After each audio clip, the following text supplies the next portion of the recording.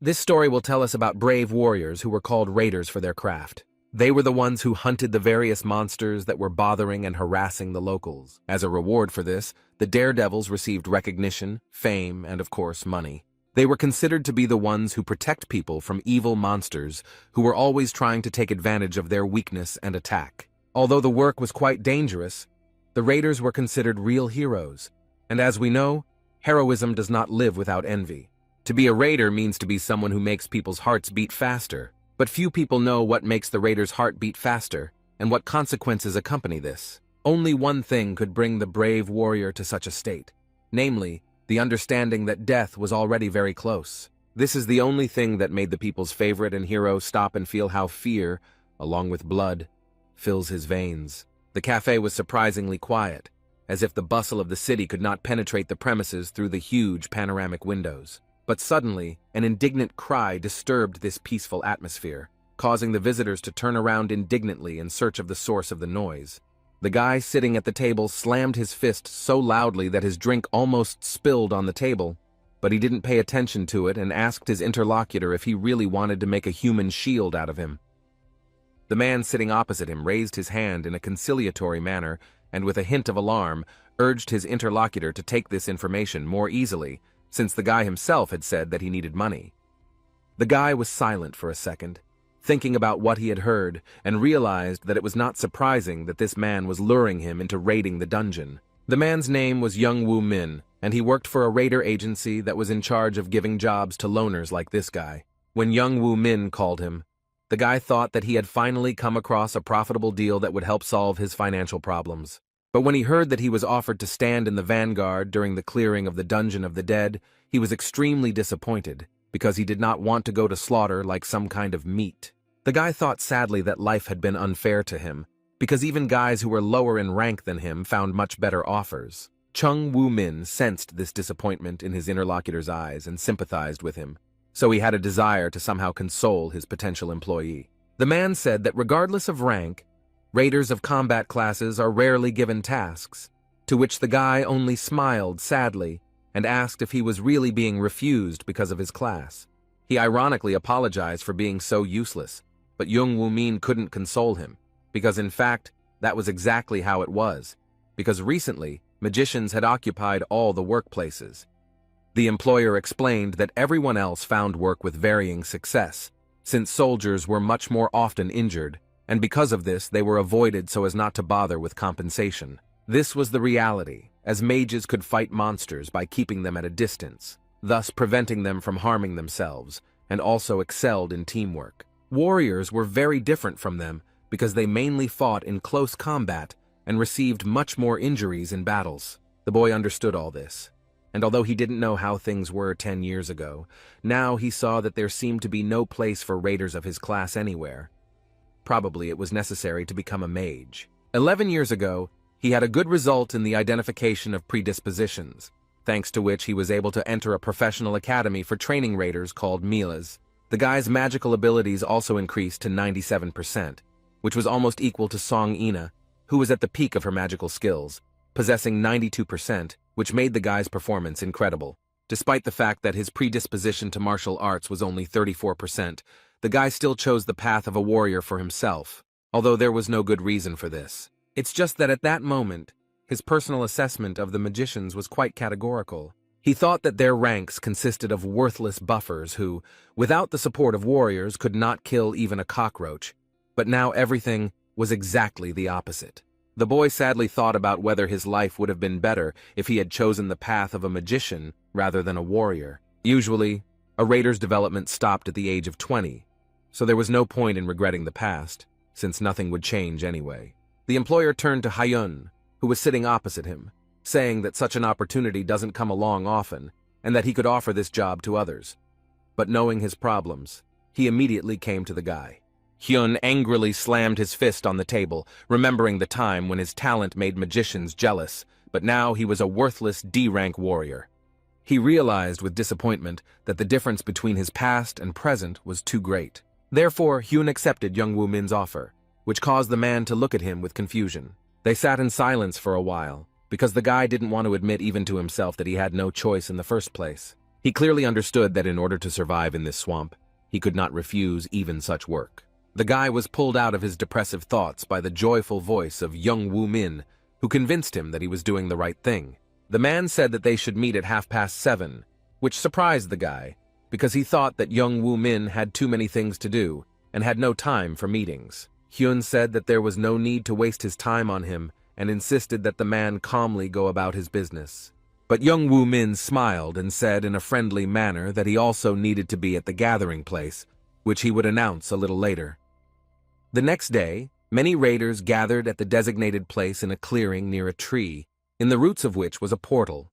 Hyun leaned against a tree with a bored expression and watched the commotion created by all the people gathered.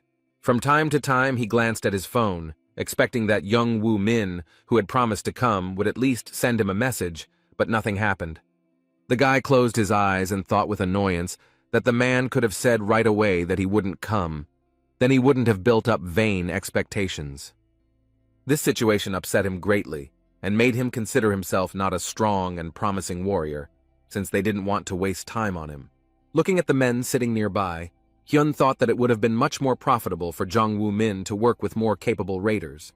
After all, the guy was only a D rank, so he wasn't someone you could place high bets on. After all, he was now surrounded by much stronger warriors, such as A-rank mages and the like. Hyun wondered why Jung Woo Min needed this raider bureau. He could join any guild, so it was strange that he was wasting his time in such a place. The guy's thoughts were interrupted by an ominous whisper that he had been hearing in his head since the moment he arrived at the raiders' meeting place. This whisper became louder and more intrusive. It kept repeating that the guy was nothing but trash.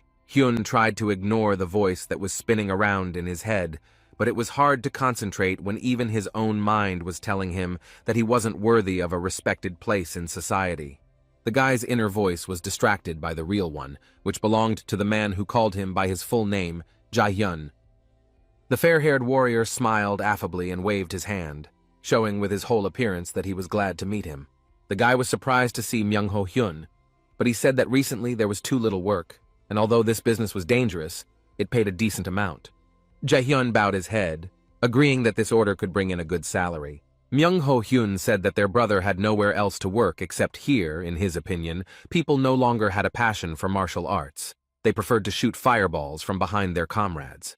The guy didn't answer, but he thought to himself that he wasn't interested in passion because now he was literally dying of hunger. The blonde warrior didn't notice any changes in the guy's behavior, so he said that they needed to do everything well, and when the work was finished, he suggested they pop a bottle of soju. Jae-hyun looked at him tiredly and said without much enthusiasm that it was not a bad idea. Only he had problems with money, which he told his brother, but Myung-ho Hyun shook his head and said that he paid last time. Jae-hyun smiled shyly and rubbed his neck while looking at the ground, clearly ignoring his brother's probing gaze. Myung-ho Hyun realized that he would have to pay again, so he gave in and said that he would pay for the soju they drank together. He cleared his throat, as if trying to look more important, and said that this was the last time he would sponsor their joint entertainment. Watching this spectacle, the guy laughed and said that he felt somehow uncomfortable being in his debt again, but to himself he thought that this guy was a simpleton. The conversation was interrupted by a loud shout from a man who was standing right next to the portal and announced that everyone should gather at the entrance to the dungeon. A tall man in dark glasses announced that the raiders would be entering the location in half an hour. One could hear the crowd begin to sigh and talk apprehensively, hoping to learn more about the task that lay ahead. Such pessimistic sentiment slightly confused both Jae-hyun and his relative, who were watching the crowd's unrest. In order not to show his worries, Myung-ho Hyun said in a businesslike tone that it was time to get ready to fulfill the order. Jae-hyun didn't answer again, but only looked away thoughtfully, showing with his whole appearance that he wasn't in the mood for conversation right now. He checked his phone's messages once again and sighed in disappointment when he didn't find a single notification from Jung Woo Min. The guy began to think about how, during campaigns, a raider needed to remember that blind luck was a very dangerous ally, just like luck, which was capable of inspiring any of the warriors, but it paralyzes the brain and becomes fatal carelessness. There is no need to neglect attentiveness, because the moment a person stops soberly assessing the situation, the worst thing happens. The dungeon, without wasting time, immediately begins to test the raiders' strength, trying to find out how strong the opponents who entered it are. And then there was only one question left. What the raider now had was luck or a tragedy hidden behind it. The guy was pulled out of his reverie by his relative, who asked why he was stuck in one place and not going to the entrance to the dungeon. Myung-ho-hyun asked laughingly why he was staring at his phone again. The man noticed that the guy always did this before going out, so he asked if he was really looking so engrossed in the photo of his girlfriend.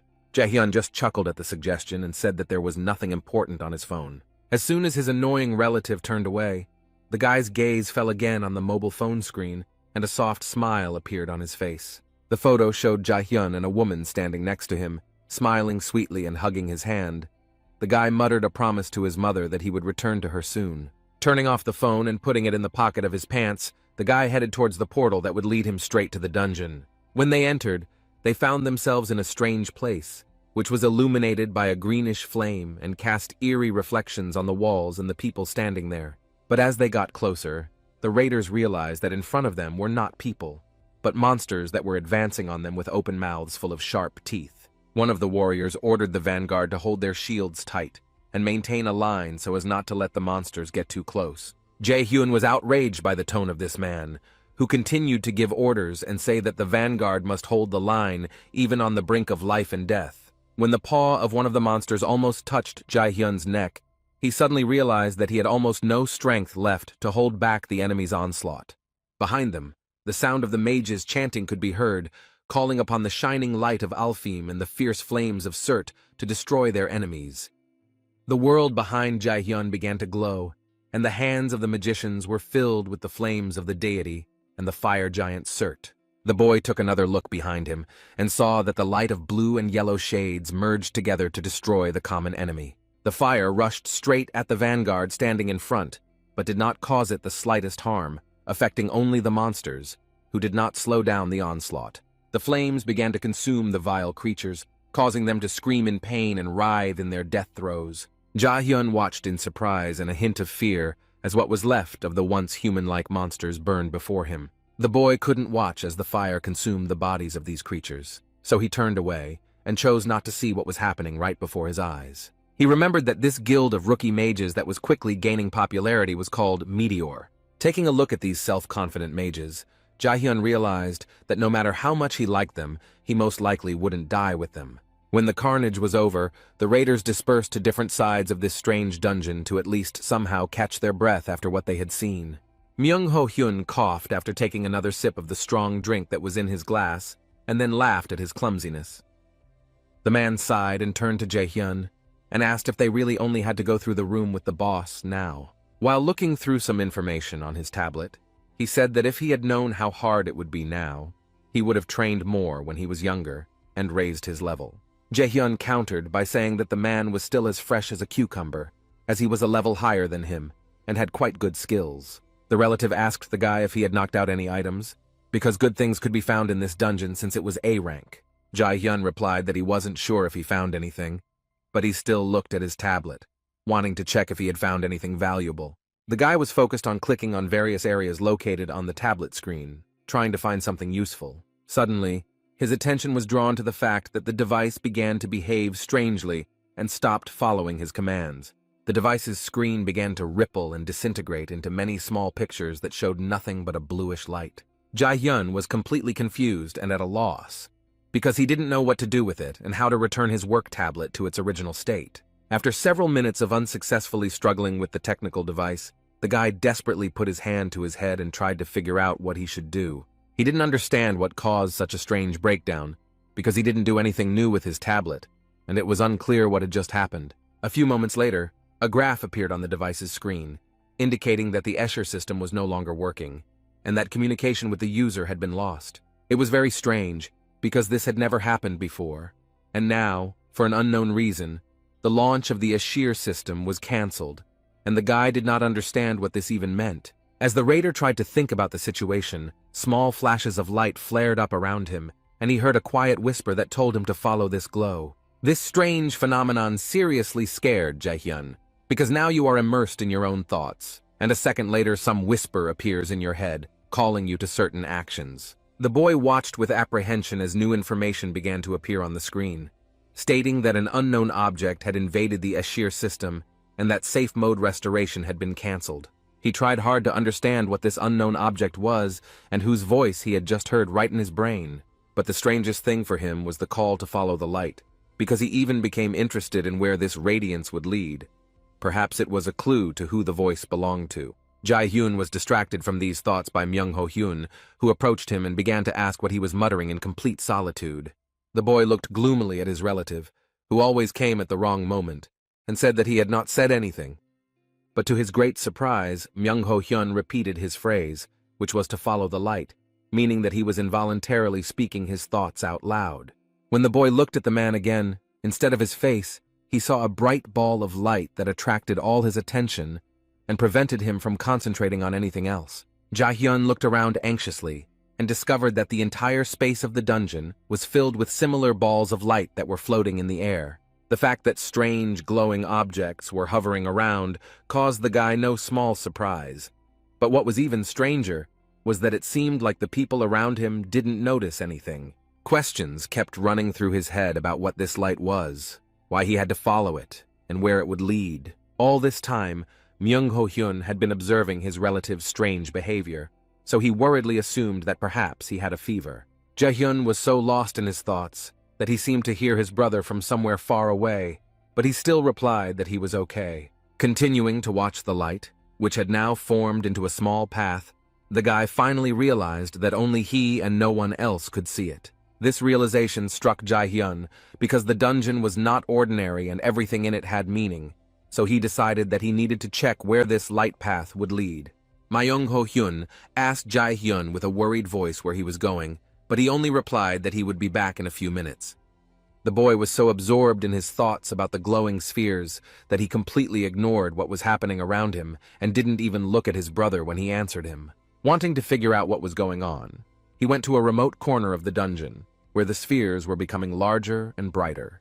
Jae-hyun tried to touch one of the bright balls, but before his hand could touch the phenomenon, it immediately dissipated, as if it had never existed at all. He then opened the tablet again, hoping that it would work, but only saw an information window that said the system was not working, and that the specifications could not be loaded. The guy got even more confused when he saw a new notification that a feature corruption had been detected, and a safe mode recovery had been launched. He focused his gaze on the flame and thought about how he had been awakened since he was 10 years old, and that in all these years the system had never failed. There had been no damage or restoration. Jae-hyun decided that all these strange things were connected to the voice he heard in his head, so he wanted to figure out what it all meant.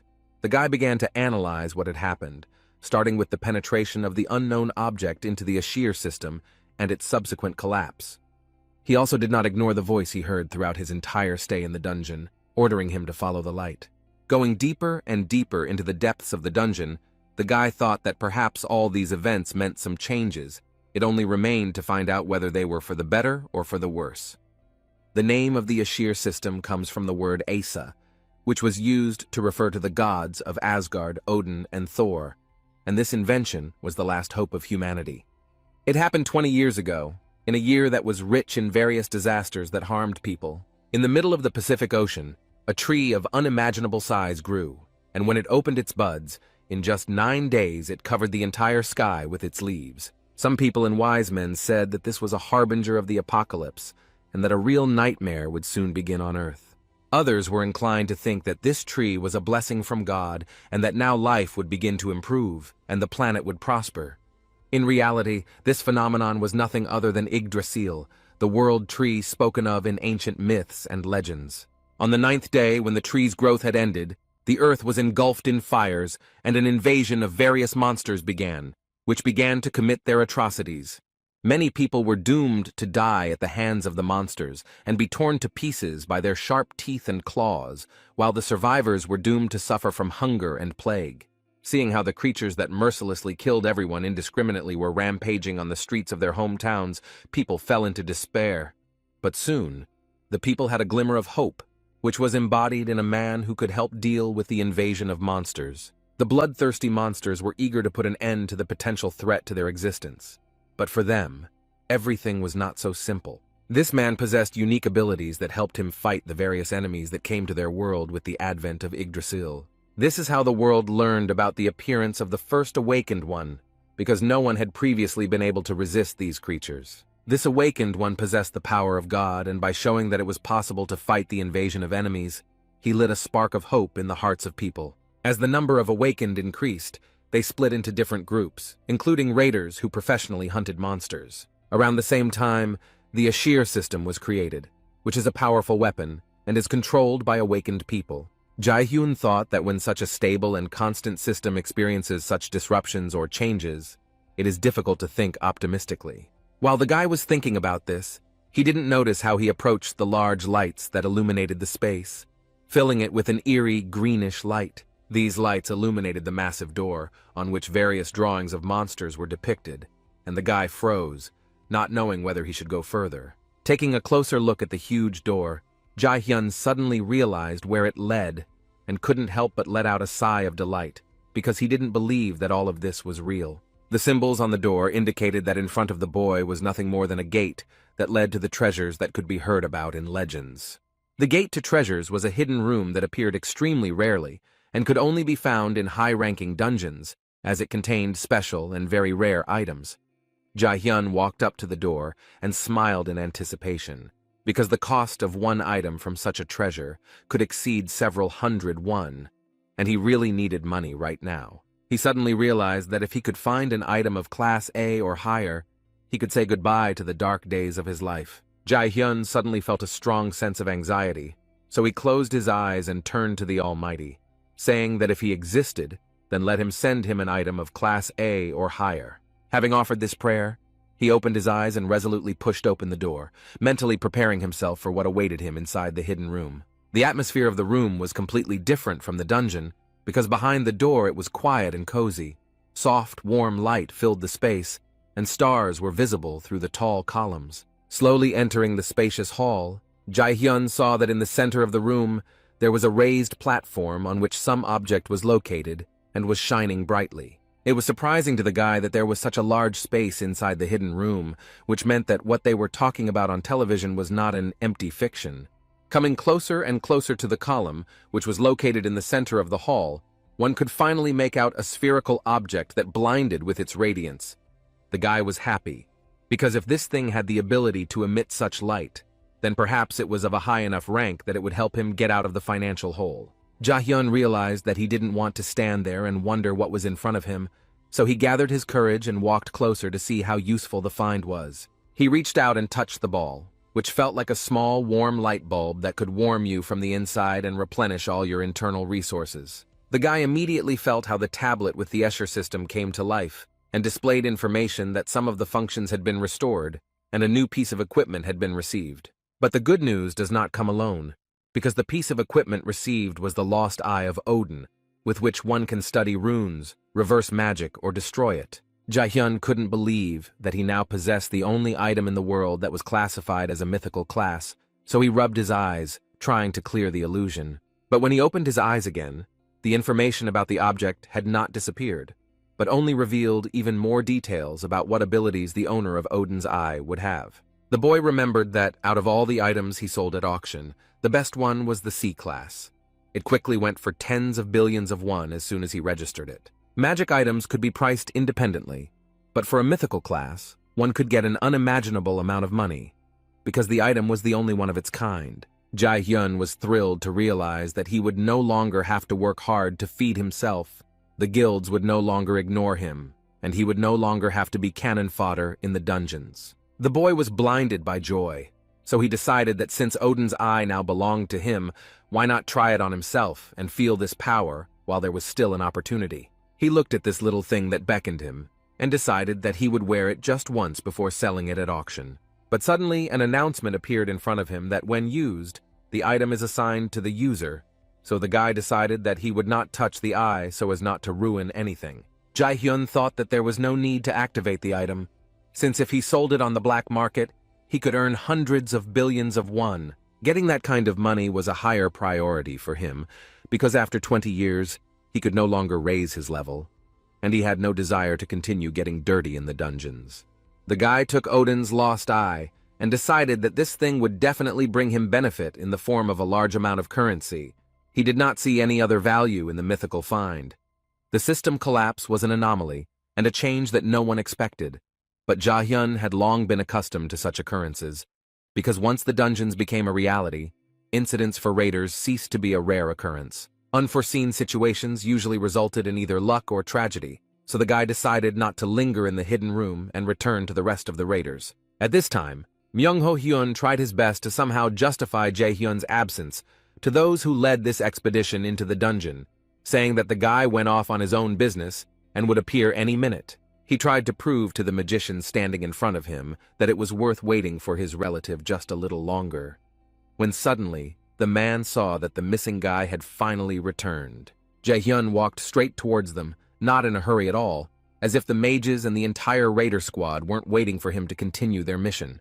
Myung-ho Hyun began to hurry him, telling him to quicken his pace since they had to finish their adventures in the dungeon. The guy apologized to the magician for being late and promised to be careful in the future, because the magician began a lecture about how one cannot act rashly in their situation. Jae-hyun looked at the departing mage with annoyance and thought that it was unfair that these arrogant individuals were commanding them and managing the mission. Seeing the boy's bad mood, Myung-ho Hyun patted him on the shield and told him in a soft tone not to be upset by the mage's words. Jae-hyun smiled at the gesture as he was pleased with the man's support, so he said that he was okay. As he left, he said that they would drink soju at his expense tonight, since he couldn't be a freeloader all the time, and these words caused a wave of surprise in the man. Myung-ho Hyun looked at his relative with bewilderment and rubbed the back of his head, wondering if the guy had gone crazy at the age of 27.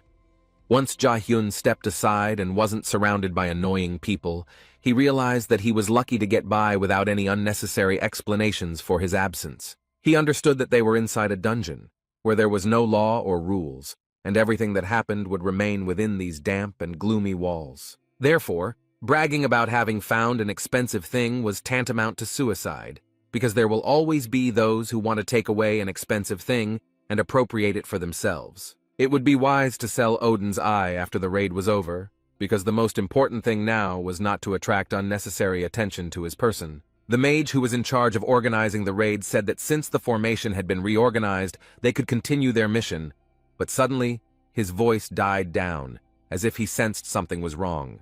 A second later, an unexpected situation really happened, because the entire cave began to shake, and stones began to fall from the ceiling. Jae-hyun's eyes widened in surprise, because he didn't know what to do if they suddenly got trapped under a rubble. It would be very difficult to get out of the cave if the entrance to it was buried under a pile of stones. Following the scattering of small stones, large boulders began to fall from the ceiling, trying to crush those who did not manage to jump back in time. Jae-hyun barely managed to jump away from the rock that was flying straight at him. He avoided the blow, but lost his balance and rolled to the side, trying to avoid another collapse. He lay on the damp floor and tried to cough, because the fall knocked almost all the air out of his lungs. The guy did not understand what was happening at all, and how this rockfall happened. But these were not all the strange things that the raiders had to endure, because now the gloomy space of the cave was filled with a strange purple smoke. Those who inhaled these vapors immediately began to cough, because this smoke burned the lungs very badly and displaced all the air from the body. The guy quickly realized that only poisonous smoke had this effect, so he immediately covered his airways with his palm. The poisonous purple smoke burned not only the lungs, but also the eyes, which were terribly watery, and prevented them from seeing the road that would help them get out of this cave alive. Through the haze and tears, Jae-hyun managed to see his brother, who, covering his mouth, was able to mumble to him that they needed to run, because the smoke was very dangerous. Myung-ho Hyun began to loudly tell everyone who could hear him that they needed to get out of this cave right now, but suddenly his voice fell silent, and the space was filled with drops of blood. Jae-hyun watched in horror as his talkative and slightly annoying brother was pierced through and through by a sword from the monster standing behind him, whose eyes glowed an ominous red light. The man didn't even have time to fully realize what had happened, as blood was already pouring out of his mouth, which meant imminent death, since vital organs were probably affected. Jae-hyun could only stand there dumbfounded and watch as his brother's nearly lifeless body fell limply onto the damp ground of the dungeon. The realization hit the guy's head like an arrow. It suddenly became clear to him that deadly, dangerous monsters were hiding in this impenetrable smoke, and he needed to get out of this damned place as soon as possible. The guy, with all his strength, ran away from the place that became fatal for his relative, hoping to escape and get out of this mission alive.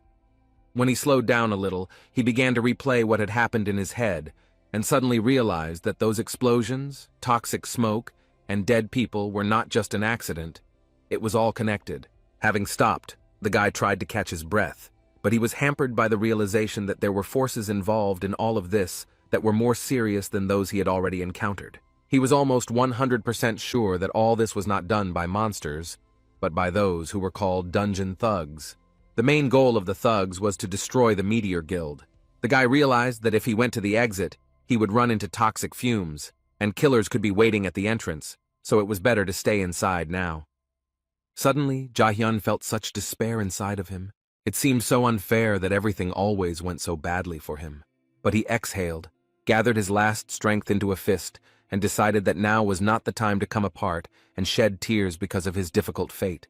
After all, he had found a mythical item, and those who thought he would give up easily were simply unheard of fools. Suddenly, the guy felt someone's insistent presence behind him, as if the power of this person was so enormous that it literally boiled within him.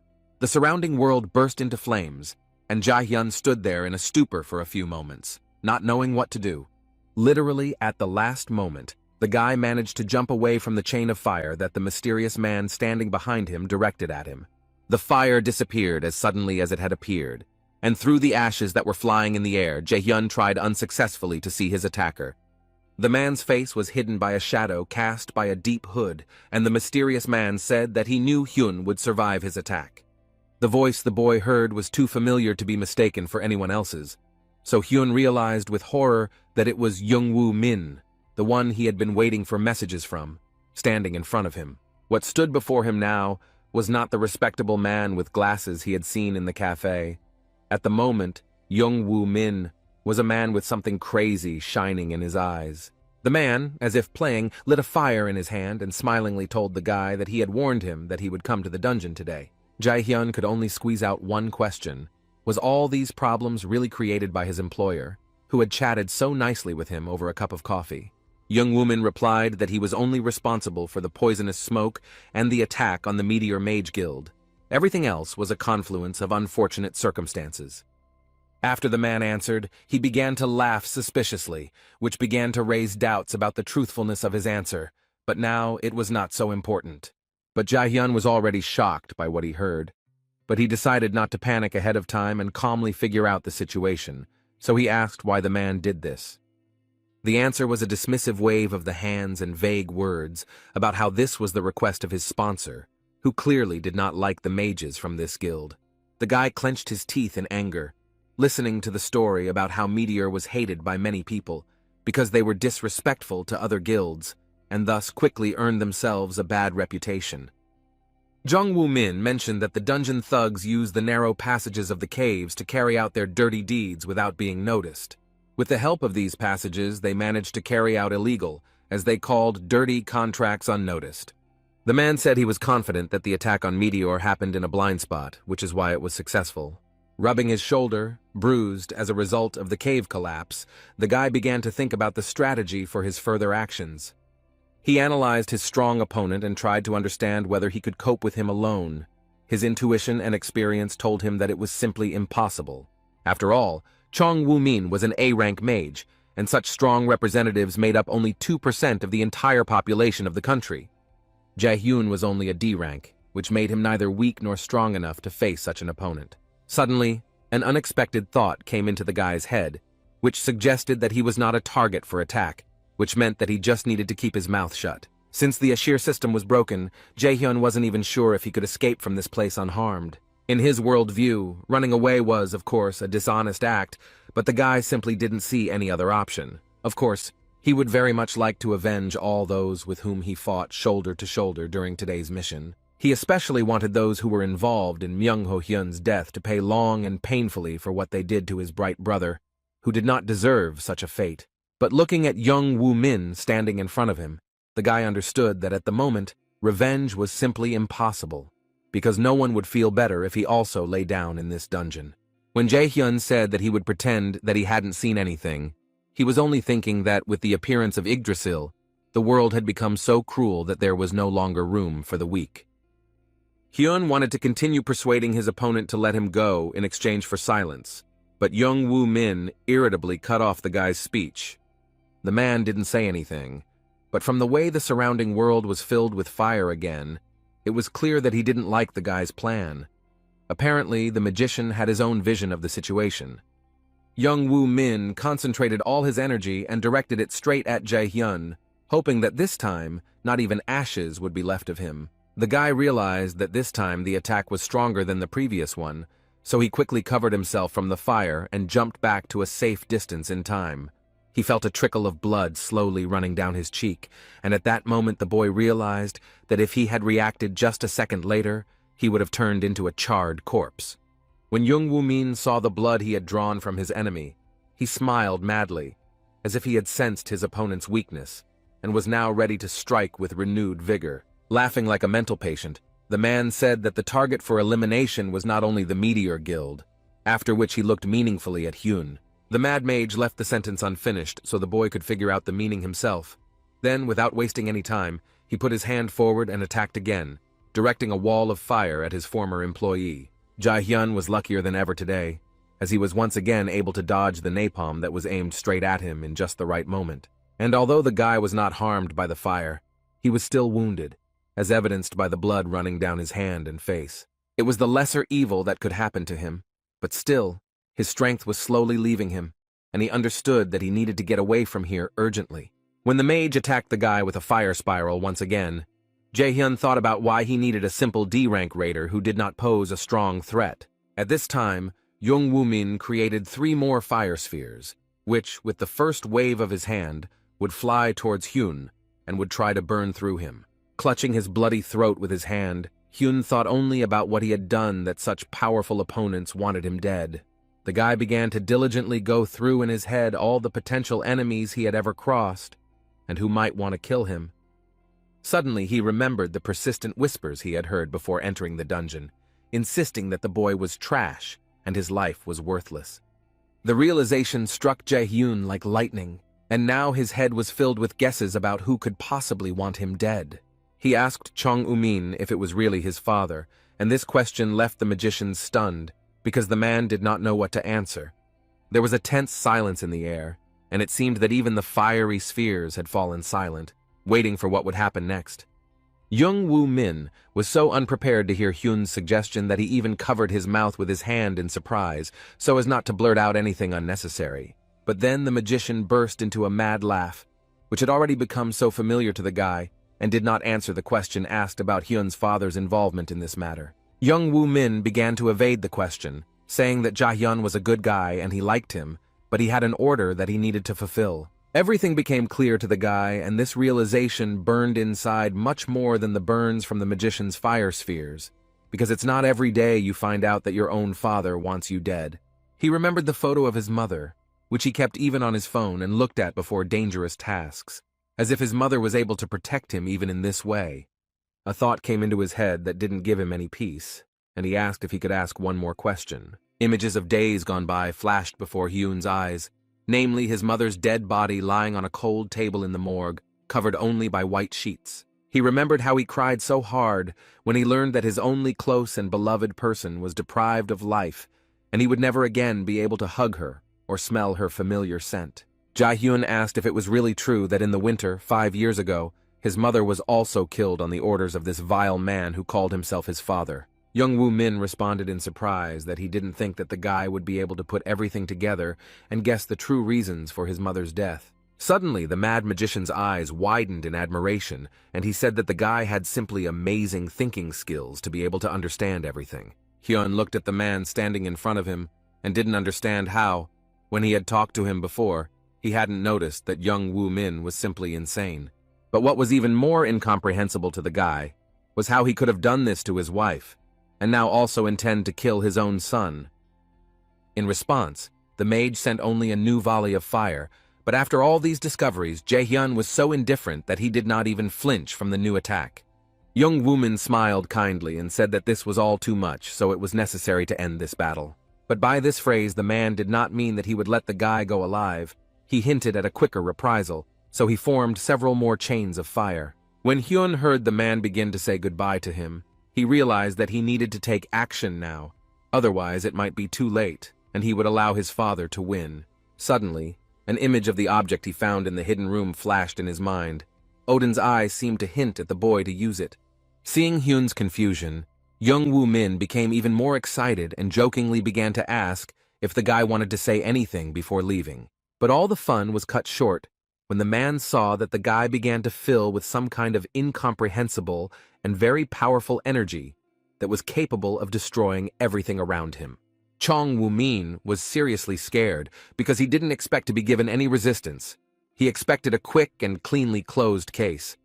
And here in front of him stood a guy who made the entire dungeon tremble with his power, which the man had not even suspected before. The presence of this energy became stronger and stronger, and the magician did not even know how to understand it all and what to do next. Young Woo Min concluded that he needed to finish this guy off quickly because he had a bad feeling about what would happen next. He created another chain of fire, and this time he put the rest of his power into it, saying that now the jokes were over and this time Hyun had to die. The fire was increasingly enveloping Jae-hyun, intending to leave not even bones behind. But the boy stood and did not move at all, as if the remnants of his fear had died in him. After hearing the news, a flame was seething inside the guy, which was much worse than what the magician sent at him. Hyun opened his eyes, which glowed with cold rage. But in addition to this, a fire flared up in them, which was ready to avenge all the loved ones who died due to the fault of his father. The flame, which was getting closer, was stopped by huge shadow claws, which did not allow it to get to the guy. Seeing this, Jung Woo Min was simply astonished and could not utter a word, because before he had never seen anyone possess such powers. Jae-hyun also didn't expect that anything could save him from this stream of fire. He was so shocked that his face couldn't show a single emotion. Suddenly, a tablet appeared, the information on which stated that the item Odin's Lost Eye was used, and since it was assigned to the user, Hyun would not be able to sell it for money. The guy was thinking about the fact that he had another empty card, when suddenly he was distracted from his thoughts by the shrill cry of young Woo Min, who could not come to terms with the loss. The powerful but insane mage could not understand what was happening and why his magic seemed to dissipate, and did not inflict the necessary damage on the enemy. Jae-hyun stepped forward and said in a cold, rough voice that he would finish the man off in the most brutal way possible, after which his blank card was absorbed.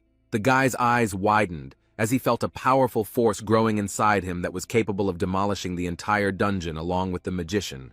The information that was displayed in front of him was that an active skill called Super Speed Chain had been created. After that, fire spheres began to swirl around Hyun, which were similar to those created by Young Woo Min, but there were more of them, and they felt much more powerful. The magician stood and blinked his eyes in surprise, his mouth open, because he couldn't understand how the raider, who owned rank D, had the Super Speed Chain. Looking at how skillfully the boy managed to create a chain, the man indignantly remembered that it took him years to master this complex spell. Jung Woo Min gritted his teeth in anger and said that he didn't care how the guy managed to learn the highest spell, but he still didn't have a single chance to stand against the A-rank mage. Hyun ignored his opponent's provocative tone and said that they had to fight to see who would win. After these words, huge fiery tentacles stretched out towards the magician, which were just trying to accuse the enemy's body.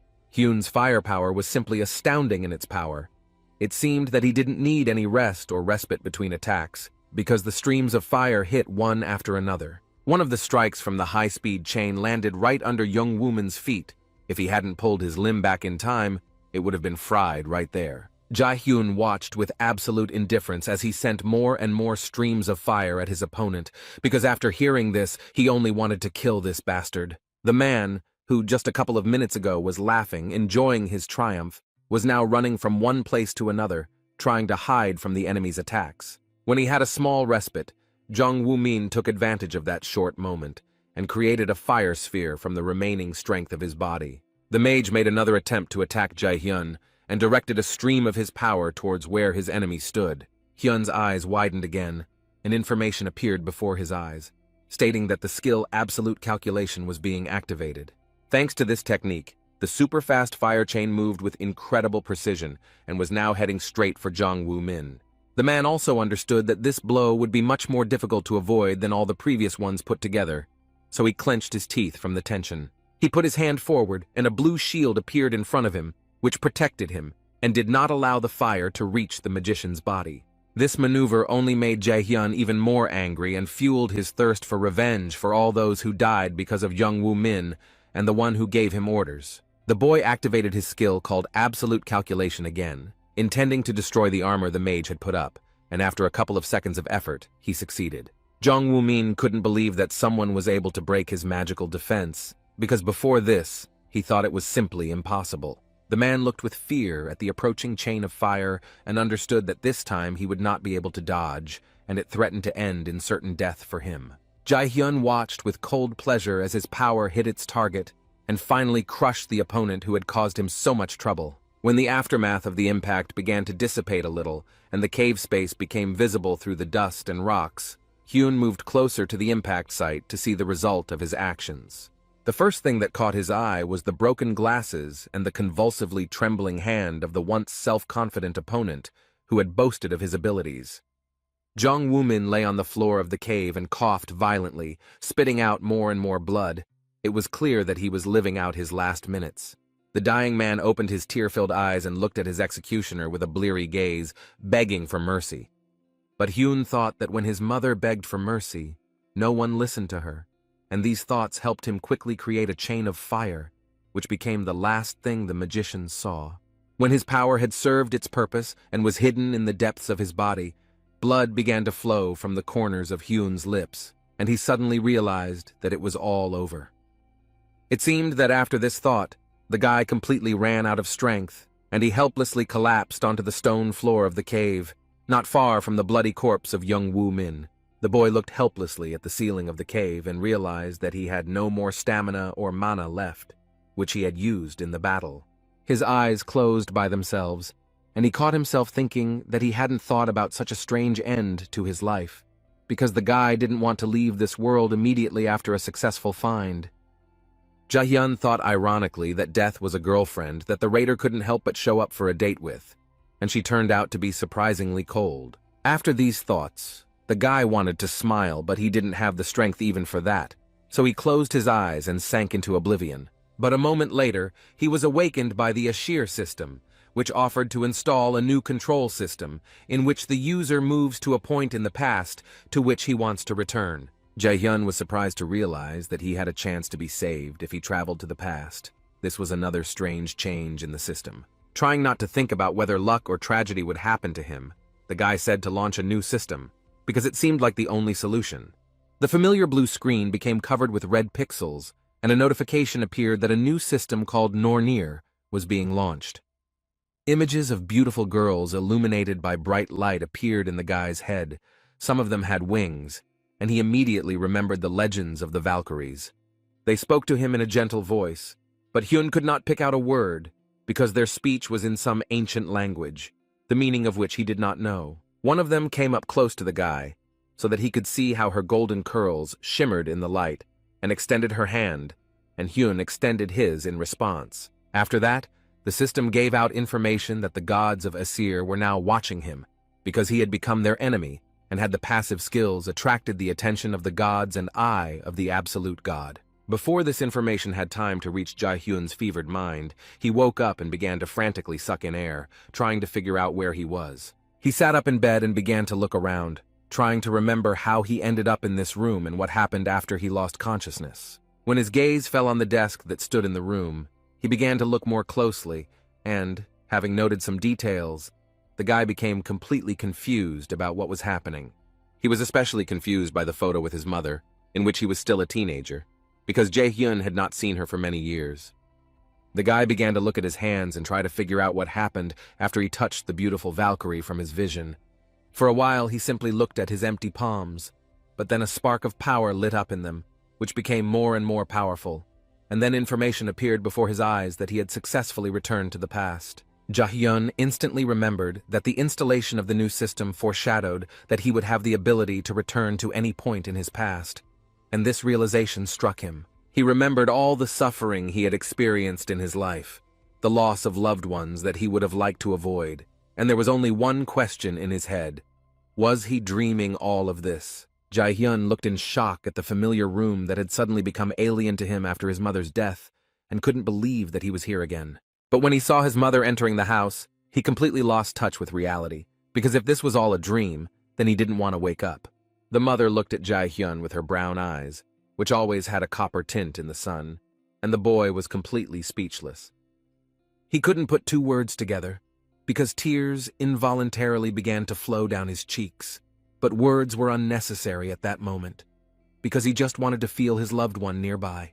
The guy ran up to his mother and hugged her so tightly that the woman widened her eyes in surprise and barely stayed on her feet. Feeling such a familiar scent, Hyun wanted to dissolve in these embraces and never let go of his mother again, so as not to see her on a cold table in the morgue again. Hyun saw a system notification in front of his eyes that the time travel had been completed, and the current date was November 15th, 2020.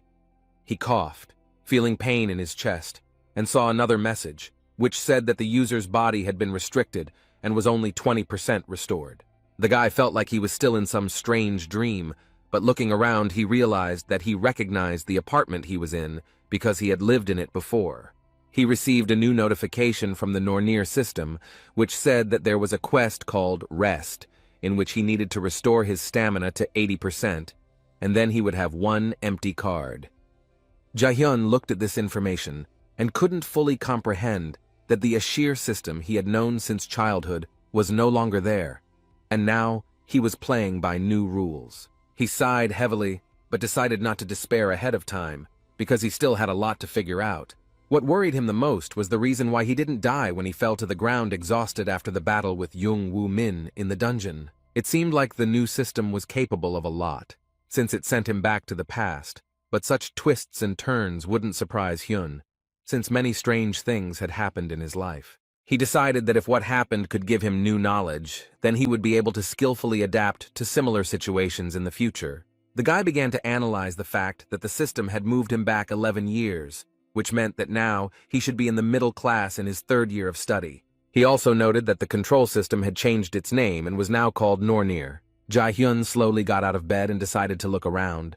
But when his feet touched the floor, he realized that what was happening still seemed like a dream to him. The guy finally stood up and headed to his desk, where everything was the same as 11 years ago. There was a slight chaos that did not interfere with finding what he needed. He picked up the calendar in which he always left notes and realized that no matter what happened, he was absolutely sure of one thing. This was an opportunity he couldn't miss, so he glanced at the note that read, "Choose martial arts to study at Male's Academy," and crossed it out with a confident movement. Hyun knew that the combat class hadn't given him the future he wanted, and now that he had the chance to fix it, he would do his best to become a mage. Sitting at breakfast and chewing on the rice his mother had cooked, the boy felt a little uneasy because the memories of the dead body of the woman who was now sitting opposite him were fresh in his mind. The mother looked at her son with her warm, caring eyes and felt uneasy because something was clearly bothering her boy and giving him no peace. She looked at Hyun, who was almost crying, and couldn't understand what had happened, because her son had always been very stoic, but now he didn't seem like himself. The mother could not look at her son in such a state, so she asked what was happening and why he stood up in such a bad mood. Jae-hyun put on his most carefree expression and laughed, saying that he was fine and that the reason for his behavior was a very realistic nightmare. It was clear that his mother didn't really believe this hastily concocted excuse, but Hyun couldn't say that when he looked at her, he remembered a corpse covered with white sheets. Jae-hyun muttered that he wanted to tell his mother something, and she smiled, saying that she felt that her son was keeping quiet about something. She looked at Hyun with her piercing eyes that were exactly the same as her son's and thought that perhaps he was afraid of entering Male's Academy. The woman reflected on the fact that the profession of a raider was very dangerous, and the competition among them was quite serious, so her worries were quite justified. The mother closed her eyes and decided that the happiness and well-being of her child was important to her, so if her son did not want to go to Miles, then he should continue his education in a regular school. She decided that even though Miles was a prestigious academy, if Hyun didn't want to go there, then so be it. But she never expected to hear that he was thinking of transferring to the magic department. When the woman heard this, she felt relieved and smiled at her own thoughts, because it was important to her that her son choose his own path. So if he wants to be a magician, let him become one. But when the meaning of what was said finally reached her, she was surprised, because her son had always said that he would choose the warrior class. The woman was sure that Hyun was a thoughtful guy and would not change his decision without a reason, so she gently touched his cheek, wanting to ask about the reasons for such a decision. But then she decided that if her son wanted, he would tell her everything later, so she asked him if he was sure of his decision. And when her son answered that he had weighed everything, she felt calmer. She said that in that case, let him do as he sees fit, but reminded him that she would like her son to think not about money, but about what he will do in life. She continued to stroke her son's cheek and say that the most important thing in life was to find your calling, and seeing how Hyun's face became sadder, she said that she would support him in any case. Jae-hyun couldn't take it anymore and started crying. His mother said that now was not the time for tears, but she didn't understand how much he missed this warmth and love after she died. The boy came to the realization that if he wanted to take revenge on his father, who was an A-rank raider, he had to become a strong magician capable of protecting his family. When Jae-hyun was developing his stamina through exercise, the system reported that the rest quest had been completed, and the reward, an empty card, had been received. The guy finished training and thought that the new Nornir system suited him quite well because it gave good quests and rewards. He looked at the information window and understood that while it was unclear what kind of material this system was made of, it was quite possible to get some benefit from it. The guy began to think about the fact that he knew the future. He knew both the hidden parts and the ruins that he could capture. He had a good memory, so overall, there were enough advantages. The main problem was his abilities, because other than the skills Absolute Calculation and Superspeed Chain, he only had combat class skills in his arsenal. He plopped down tiredly into a chair and thought that there was nothing surprising about this, because all his life he wanted to become a warrior, not a magician, so he needed to develop new abilities. Jae-hyun opened the information window and decided to look at his characteristics, which had dropped a little, and his level also left much to be desired. But what caught his attention was that the passive skills remained at the same level, which was explained in the system by the fact that this was all because of the new skill attracted the attention of the gods. The guy became interested in learning more about this skill, and the system gave out information that it was a divine blessing that accelerates the user's development and increases characteristics at a new level. Hyun became curious about what it meant to him that the gods were watching him and how it would affect his other skills. The guy began to examine his other skills and came to the conclusion that it was not very clear what the eye of the absolute god was for, but the super speed chain was a very serious toy. Looking at his physical characteristics, Jae-hyun realized that for a mage, strength was not so important, but agility would never be superfluous, and he had nothing to say about mana. But victory loves preparation and endurance, so it was possible to improve these characteristics. You just have to put in enough effort. They, unlike mana and strength, did not increase combat power, but increased the fatigue threshold in the case when the same action was performed repeatedly. The guy understood that if he invested in endurance now, the effect would be felt at every new level. When Jae-hyun more or less understood the strategy of his further actions, he had a question about what he should study to gain new knowledge. Looking at the card he received as a quest reward, Hyun thought that the super speed chain would be enough to attack for now, and he wouldn't be able to use complex spells due to the lack of mana, so healing was all that was left. Jae-hyun remembered that it was 2020, which meant that mages were treated like trash and were not valued at all. But if the raider had some kind of healing skill, then their attractiveness would increase dramatically, and their position in society would improve. Such guys were always valued, and for this, it was not necessary to be a raider. You could go into medicine or somewhere where the skills of a healer are in demand. Hyun turned the blank card over in his hands and realized that in order to raise his authority, he needed to learn how to heal. The guy leaned back in his chair and sighed with concern, because the problem was that meeting an awakened one with such skills was not an easy task. In addition, the fight with the crazy young Woo Min showed that one should use empty cards as wisely as possible and not waste them in vain. Jae-hyun closed his eyes and thought that it was unknown exactly how many cards the system would give out, but it was clear that it wouldn't throw them around left and right. The guy was distracted from his thoughts by a call on his mobile phone. He wondered who was bothering him, since his social circle had changed a lot during all this time. He was very surprised when he saw that it was Kim Yoo-jung calling him, because it seemed like these names were familiar to him from some distant past life. They had been friends with this girl since childhood, because they lived in the same area, so they often walked and spent a lot of time together. Kim Yoo-jung, like Hyun, also dreamed of entering Millis Academy and becoming a respected raider.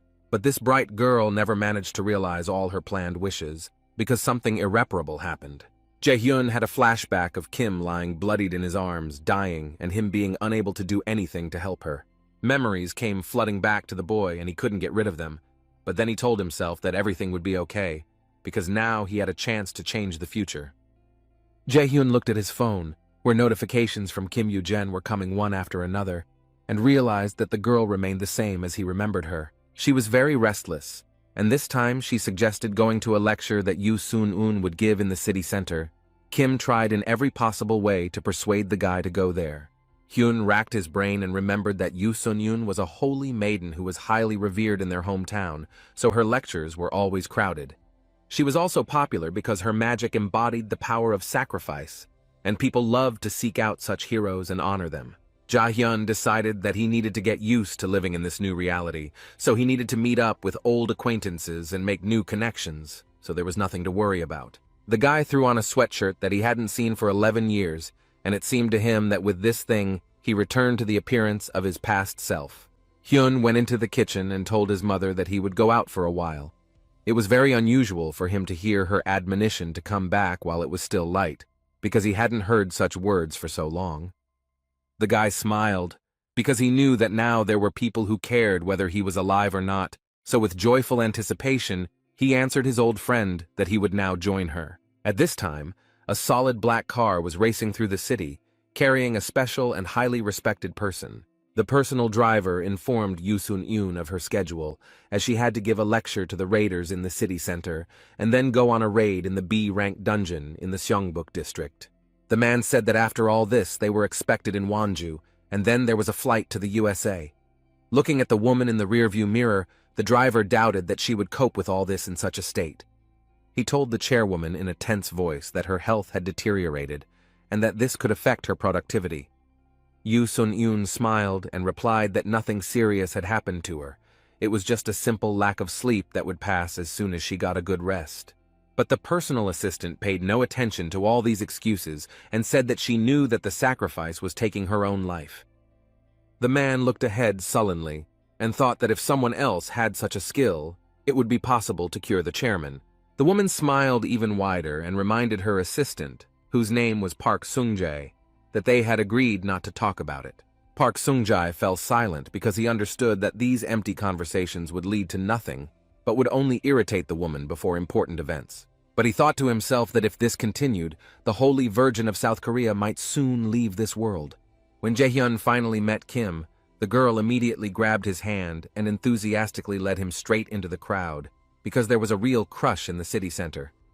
This kind of activity was now unusual for the guy, so he told his girlfriend with a little irritation to stop pulling him by the hand. The girl slowed down her pace a little, but still didn't let go of Hyun's hand, so he could only watch as she looked around curiously, hoping to see Yoo Sun-un. Wanting to defuse the situation, the guy asked his girlfriend if she had invited him only because she was afraid of getting lost in this crowd. Kim Yoo-jin looked at her friend indignantly and said that it was not true, but the guy did not believe her and asked her to let go of his hand if he was wrong. The girl didn't answer, but she squeezed Hyun's wrist even tighter, which only made him smile wider because he was absolutely right. Jae-hyun asked his friend in a sickeningly caring voice why an excellent student and outstanding athlete forgot the way every day. In response, the girl hissed that thanks to her, he would listen to the lecture. The guy didn't deny it, but just smiled and said that Kim was absolutely right about this, especially since he wasn't at all against seeing Yoo Sun-un in person. When he arrived at the conference venue, Hyun thought that it would be a good idea to copy Yoo Sun-un's magic of sacrifice, as it could be useful for establishing connections in South Korea. The guys took their seats and began to wait for the lecture to begin, and while the guy sat with an absolutely indifferent face, Kim simply beamed with anticipation. Hyun understood that this person possessed simply unique magical power, but he still could not understand why people were simply obsessed with her. Yoo Sun-un was called the Holy Maiden. She was the master of the Lotus Guild, and her fame extended not only to Korea, she was equally popular overseas. At a time when raiding was not as widespread as it is now, the Holy Virgin fought in the front lines while simultaneously treating the wounded. The crowd's attention was drawn to the sound of a hand tapping on the microphone, signaling the beginning of the lecture that everyone present had been eagerly awaiting. The Holy Virgin took the microphone and greeted the people present, after which she introduced herself as if everyone in the city center did not know her. The crowd exploded with excited shouts and responses to this greeting. People began waving their hands at her, hoping that she would pay attention to them. The guy sat silently and watched the woman intently, because he knew what would happen to this universal favorite. A couple of months later, when Yu Seon-eun goes to Itaewon for another raid, her condition suddenly worsens. And although there was no official information, Hyun knew that the reason for this was the magic of sacrifice, which took away part of the owner's life energy, and there was only one way to help her. Knowing what would happen to the woman standing on stage, Jae-hyun felt uncomfortable watching everyone's excitement, even though he knew that people knew nothing about her condition. Yu Sun-eun began her lecture by saying that the world is currently experiencing an era of disasters and decline. So many people have experienced difficulties in their lives. She said that after the sacred tree Yggdrasil appeared, many citizens gave their lives in the fight against the invasion of bloodthirsty monsters. Hyun noticed that Kim was listening with delight to the story about how the situation had improved significantly since the first raids and awakened people appeared. The lecturer said that of the currently living awakened, only a fifth were ready to join the ranks of the raiders and defend humanity at the cost of their own lives. The woman made her voice more serious and said that their future was not yet determined, because the struggle for existence continues to this day, as people are dying even now because of monsters. Yu Sun-yoon said that this world needs the courage of all the awakened, so they must be brave and fight the common enemy. She bowed to her audience and called on all conscientious citizens to enlist in her guild and fight for world peace. To the admiring cheers of the crowd, she said that her guild called Lotus would help people with the determination if necessary. The woman was ready to provide all the necessary support. Kim Yoo-jung was so moved by the speech that was given at the lecture that she could not contain her admiration for Yu Sun-yoon and her dedication to her work. Jae-hyun understood that both Kim and Yu Sun-yoon were right in that they needed to encourage people to fight, since most of the awakened were afraid of raiding, since fighting monsters was not an easy task. The guy absent-mindedly scratched the back of his head and remembered that before the time jump, he was going to sell Odin's eye to end all these battles and live in peace and prosperity. Lost in his own thoughts, Hyun could barely hear his friend's thoughts about how Yu Sun-yoon had the right to become a role model, but he doubted that the woman would like that. After that, the guy said that he had plans, and after the lecture he needed to drop by one place, to which Kim irritably said, would he really leave her alone among such a crowd of people? Hyun reminded the girl with a smirk that she said she didn't suffer from topographic cretinism. In response, Kim muttered that he liked to make fun of her too much. Jae-hyun smiled even wider and said that he was just joking, he wouldn't leave her alone, so he called Kim Yoo-jung's mother, who would be here soon. But these words seemed to cause even more anxiety in Eugene, because she began to persuade her friend to wait for her mother, and she would give him a ride to where he needed to go. As he was leaving, the guy turned around and told the girl that he had chosen a magic class instead of a combat class, and would now be learning the basics of magic rather than physical combat techniques. Looking at his friend's confused face, the guy said that he would somehow teach her magic, and starting with theory, they would master the basics step by step, but Eugene said that she didn't need it.